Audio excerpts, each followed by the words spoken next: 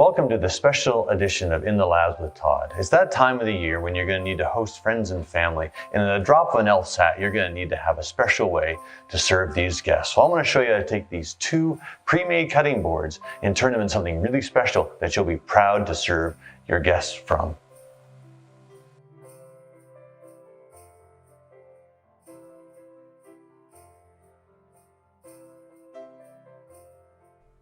Okay, let's have a quick look at the two files that I've prepared for this project. So if we go to open the existing file and we open up the tree serving board and we'll click open, you're presented with some notes. Make sure you read and understand those notes, and then you can click OK. Now what you'll see here is an outline of the actual paddle or the small cutting board that I had. I drew a tree in the center that was approximately as big as I could get it to fit inside of that board. And I made sure that I had nice round ends. I knew I was going to use a 1/4 inch end mill to do my pocketing and so on the other side of the board. So I made sure that I used our filleting tool and filleted it to be the radius of half of that diameter. So I was sure that my cutter could fit in everywhere that it possibly could fit. So that was good. And then I also drew a crosshair in the center of my tree. This would help me to align my tree to the center of my small board using a printout from the software at actual size. And I'll show you that in a moment. So if we take a look at our toolpaths, we'll pin out our toolpaths tab, and there's two toolpaths here. One is the pocket toolpath and one is the profile. Now you may be wondering why I have a pocket toolpath. Well, that's because the cutting surface of my 60-degree V-bit that I'm going to use isn't as deep as the material is that I'm going to be cutting into. So what you end up with, if I just ran the profile all by itself, and we'll preview that visible toolpath, I have a straight wall here that I wanted to get rid of because I couldn't make that in the pocket of the other board. So I ended up going ahead with creating a pocket toolpath to remove that off the top. So if I preview that visible toolpath, this is what I'd have in the end. And of course I would run them in the order of pocket first, then profile second. So if we go back to the 2D view and we take a look at my layers again, we'll see I have a centering print layer. So if I turn off the small board and turn back on the centering print, you'll see that I've actually copied with the crosshair the tree to the top of my board. And this was so that when I select this and I go to File and I export this out as a PDF and I make sure that I have selected only and go Export and save that off in my folder. When I actually open that up, that PDF, and I go to print it, then when I print it at actual size, as you'll see here, it's at the actual size, I only need one piece of paper to print this out on. If I didn't actually go ahead and move that to the top of my job space, then it would end up printing in the middle of two sheets, and I'd actually have to tape together two sheets and then cut it out and use it. So my plan is to cut this out and put it on top of my cutting board and use the crosshair to line up the X and Y of my machine so I can make sure my tree lands in the right spot. Great. So let's take a look at the second file.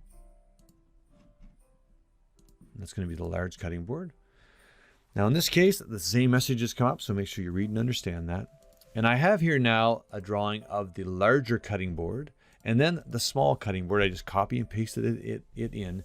And I wanted to make sure that I placed my tree where it needed to be so that I could pocket out the right spot for the tree to fit into.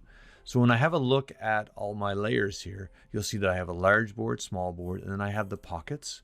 And these really aren't pockets. They're actually VCarve toolpaths with a clearance tool added in. So that's the tree and also these extra little spots here for your cheese. And then I added in some V-carving of the snowflakes. Now things to remember here is I developed these little dish sections here with using offsets, and then I also used our fillet tool and the subtract tool to make sure I just had these nice little areas.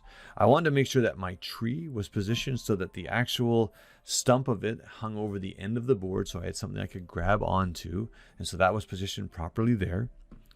And that's pretty much it. So if we take a look at the toolpaths for this, we'll just go through them one at a time. So if we take a look at the clearance, first of all, toolpaths, let's preview those.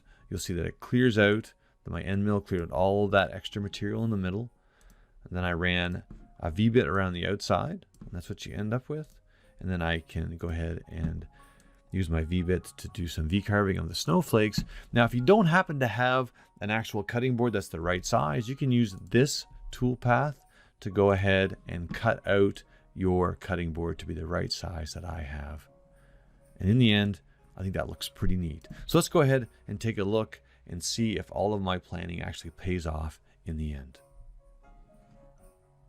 So because we're not going to use any kind of fixturing to hold down our material with, I need to use a fence, which I'm going to use this piece of plywood for, so that I can make sure that I can line up my material nice and straight against the fence. So the first thing I need to do is just screw that down and make sure it's straight.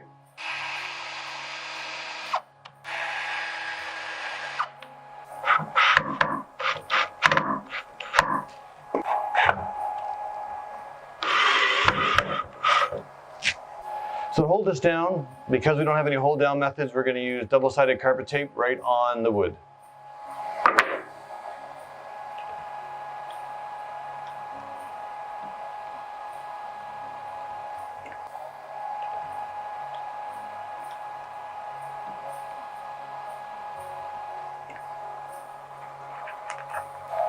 So I'm going to use this template that we printed out from the software at actual size to locate the center of my tree.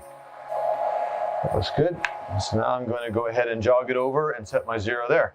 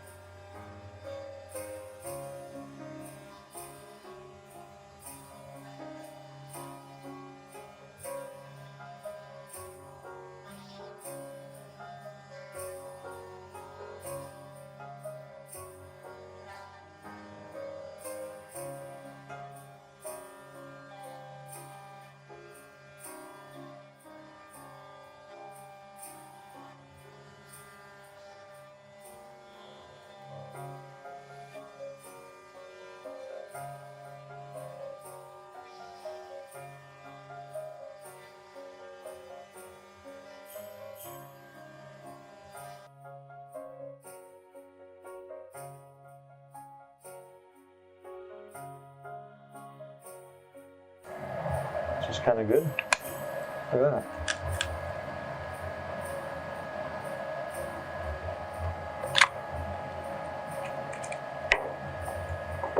So I'm going to use the same method as before, double-sided tape this to the actual waste board, but I'm going to use our tree that we cut out in the last step to test the pocket that I'm going to cut into this to make sure that's the right size.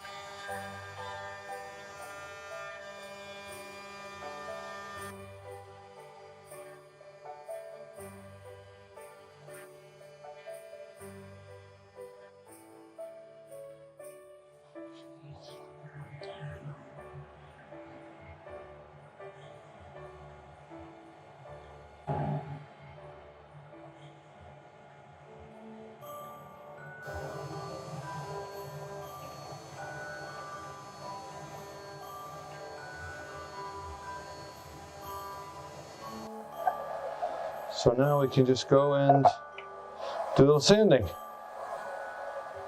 Yeah.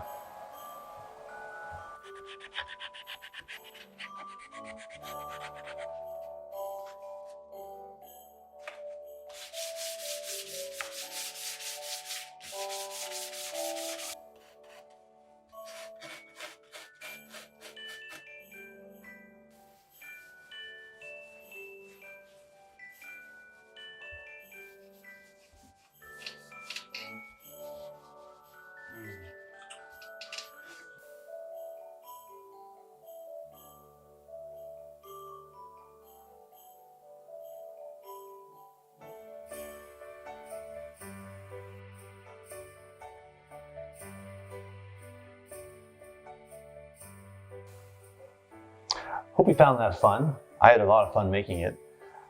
If you liked the video, please give it a thumbs up. We'd love to see you share the video if you don't mind. And if you haven't subscribed to our channel, then please do. And you know what? I hope you really have a great Merry Christmas.